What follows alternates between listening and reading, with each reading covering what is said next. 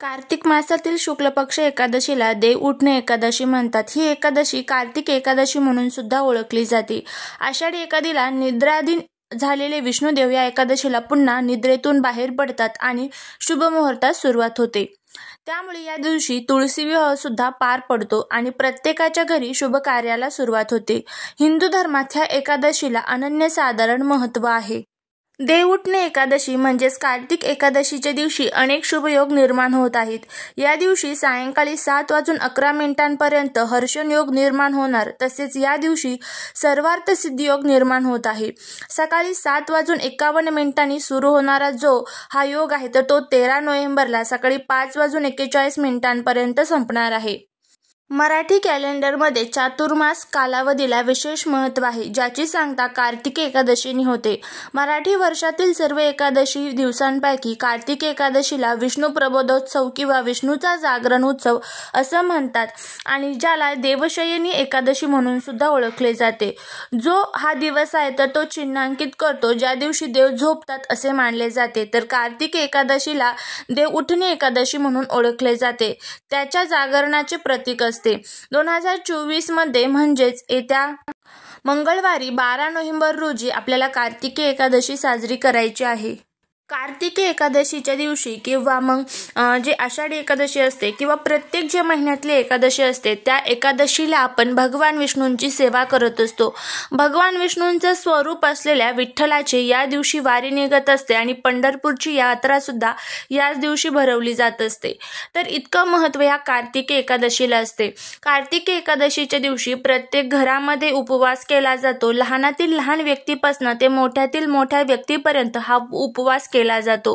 कार्तिकी एकादशीचं व्रत केल्यामुळे आपल्या जीवनातील सर्व पापांची मुक्तता होत असते. त्याचबरोबर आपण जे काही संपूर्ण वर्षातील एकादशी करू शकत नाही तर त्याचं पुण्य सुद्धा आपल्याला मिळत असतं. 1000 एकादशी केल्याचं पुण्य आपल्याला मिळतं ज्यावेळेस आपण कार्तिकी एकादशीचा उपवास करत असतो. त्यामुळेच कार्तिकी एकादशीचा उपवास आवर्जून करावा. जर आपल्या घरामध्ये आजारी व्यक्ती असेल त्यांनी उपवास नाही केला तरीही चालेल, पण विठ्ठलाचं किंवा भगवान विष्णूंचं नामस्मरण या दिवशी आवर्जून आपल्या घरामध्ये करायचं असतं. मंगळवारी कार्तिकी एकादशीच्या दिवशी तुम्हाला सकाळी लवकर ब्रह्ममुहूर्तामध्ये उठायचं आहे. त्यानंतर स्वच्छ आंघोळ करायची आहे. आपल्या घरातली जी काही रोजची देवपूजा असेल तर ती करून घ्यायची आहे. त्यानंतर आपल्या घरामध्ये जे बाळकृष्ण म्हणजेच रंगनाथ असतो बघा, जे भगवान कृष्णाचं प्रतीक आहे, भगवान विष्णूचं प्रतीक आहे, तर त्याच्यावरती आपल्याला अभिषेक घालायचा असतो. तुमच्याकडे जर विठ्ठलाची मूर्ती असेल तर त्यावरतीही तुम्ही अभिषेक घालू शकता. रामाची असेल तर त्यावरतीही तुम्ही अभिषेक घालू शकता. अशा पद्धतीने आपल्याला कार्तिकी एकादशीच्या दिवशी संपूर्ण आपली पूजा करायची असते. ज्यावेळेस आपण अभिषेक घालणार आहोत तर त्यामध्ये तुम्हाला दूध आणि थोडीशी हळद मिक्स करायची आहे पाण्यामध्ये आणि त्याने तुम्हाला ओम नमो भगवते वासुदेवाय असं म्हणत म्हणत तुम्हाला 11 वेळेस त्या मूर्तीवरती अभिषेक घालायचा आहे. मूर्ती स्वच्छ पुसून तुम्ही एखाद्या लाल कलरच्या किंवा पिवळ्या कलरच्या कपड्यावरती मांडायची आहे. तिथे मूर्तीला तुम्हाला हळदी कुंकू अक्षदा अर्पण करायचे आहेत. भगवान विष्णूंना तुम्हाला नैवेद्य अर्पण करायचं आहे. तुळशीची पानं आवर्जून अर्पण करायची. जोपर्यंत आपण तुळशीची पानं अर्पण करत नाही तोपर्यंत आपली पूजा ही पूर्ण मानली जात नाही. त्यामुळे ह्या सर्व गोष्टी आपल्याला कार्तिकी एकादशीच्या दिवशी करायच्या असतात. आता त्याचबरोबर आपल्या घरातील जे काही दुःख, दारिद्र्य, दोष, अडचणी आहेत तर ते दूर व्हावे. आपल्या घराची खूप मोठ्या प्रमाणामध्ये प्रगती व्हावी. आपल्या घरामध्ये जो काही त्रास आहे, शत्रुपीडा, शत्रुबाधा, वास्तुदोष, पितृदोष, नकारात्मकता, हे जे काही त्रास आपल्या घरामध्ये आहे तर ते त्रास दूर व्हावे आणि त्याचबरोबर खूप मोठ्या प्रमाणात आपल्या घराची भरभराट व्हावी यासाठी आपल्याला काही उपाय करायचे असतात. आपल्या आजूबाजूला अनेक प्रकारचे झाडं झुडपं असतात आणि त्यामध्ये अनेक प्रकारच्या दैवी शक्ती असतात. आता त्याच पद्धतीने आपल्याला हा उपाय करायचा आहे. तर जर तुम्हाला हा व्हिडिओ आवडला तर चॅनलला सबस्क्राईब करा.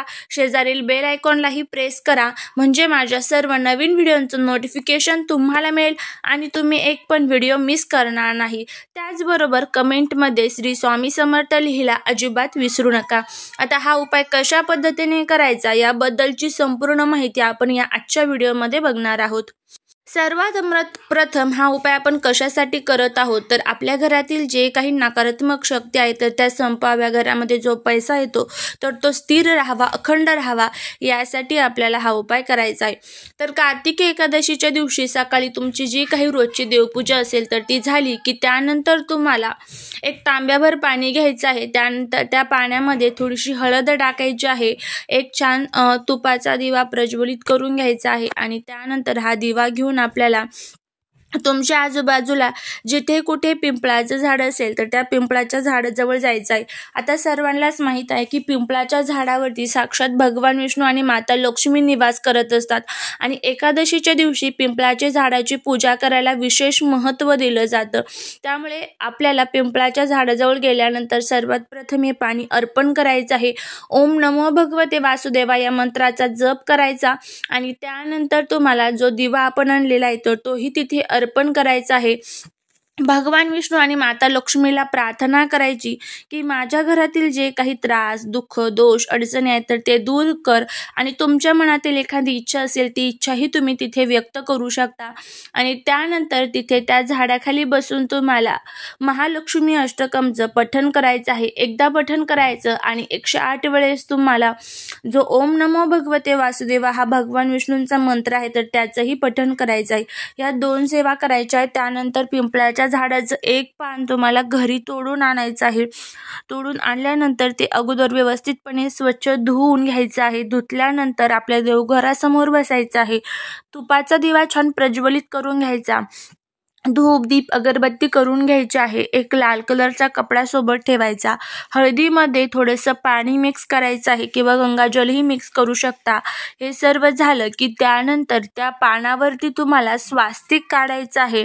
स्वास्तिक हे मांगल्याचं आणि भगवान विष्णूंचं प्रतीक मानलं जातं. तर हे स्वास्तिक तुम्हाला काढत असताना व्यवस्थितपणे काढायचं आहे. त्यामध्ये जे 4 डॉट असतात तर तेही द्यायचे. कडेने ज्या 2-2 रेषा असतात तर त्याही द्यायच्या. काटकोन त्रिकोण होणार नाही, त्यामुळे विधिवत स्वास्तिक काढायचं आहे.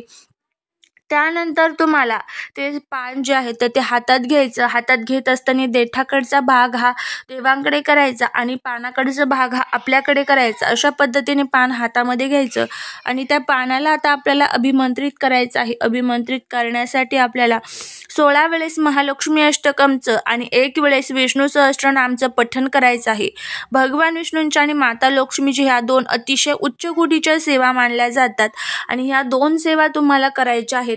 त्यानंतर तुम्हाला हे जे पान आहे तर ते भगवान विष्णूंसमोर अर्पण करायचं आहे. जी इच्छा तुम्ही त्या झाडाखाली बोललेले होते तीच इच्छा परत तिथेही बोलायची आणि भगवान विष्णूंना प्रार्थना करायची की माझ्या घरातील जे काही दुःख, दोष, अडचणी आहेत तर ते दूर कर आणि माझ्या मनातील जी ही इच्छा असेल तर तीही पूर्ण करा. अशा पद्धतीने भगवान विष्णूंना तुम्हाला प्रार्थना करायची आहे आणि हे पान तिथे 5 ते 10 मिनिटं ठेवायचं. नंतर ते पान उचलायचं आहे. आपल्याकडे जो आपण लाल कलरचा किंवा पिवळ्या कलरचा जो कपडा घेतलेला आहे तर त्यामध्ये ते बांधायचं आणि आपल्या कपाटामध्ये तुम्हाला ठेवायचं आहे. तुमच्या पर्समध्ये सुद्धा तुम्ही ठेवू शकता जर जागा असेल तर. जर तुमचा एखादा व्यापार व्यवसाय असेल तर तिथेही ठेवू शकतात. दुकानाच्या ठिकाणी सुद्धा ठेवू शकतात आणि ठेवत असताना तुम्हाला भगवान विष्णूंना परत सांगायचं आहे की माझ्या मनातील ही जी काही इच्छा असेल तर तुम्ही पूर्ण करणारच आहात. तर अशा पद्धतीने आपल्याला हे संपूर्ण जो काही हा उपाय आहे तर तो करायचा आहे. आता हे पान आपल्याजवळ केव्हर ठेवायचं. तुम्हाला असं वाटत नाही की जोपर्यंत हे खराब झालेलं आहे तोपर्यंत तुम्ही ठेवू शकता आणि नंतर मग ते तुम्ही पाण्यामध्येही प्रवाहित करू शकता. तर नक्की करून बघा. नक्कीच तुम्हाला याचा फायदा होईल. नक्की जे काही घरातील दोष, अडचणी, संकट, विघ्न आहेत तर ते दूर होतील आणि त्याचबरोबर भगवान विष्णूंची आपल्यावरती कृपा होईल. चालेली सेवा ही महाराजांच्या चरणी रुजू करते. व्हिडिओ जर आवडला असेल तर लाईक, शेअर आणि सबस्क्राईब करायला विसरू नका. भेटूया पुढच्या एका छानशा नवीन व्हिडिओ सोबत. श्री स्वामी समर्थ.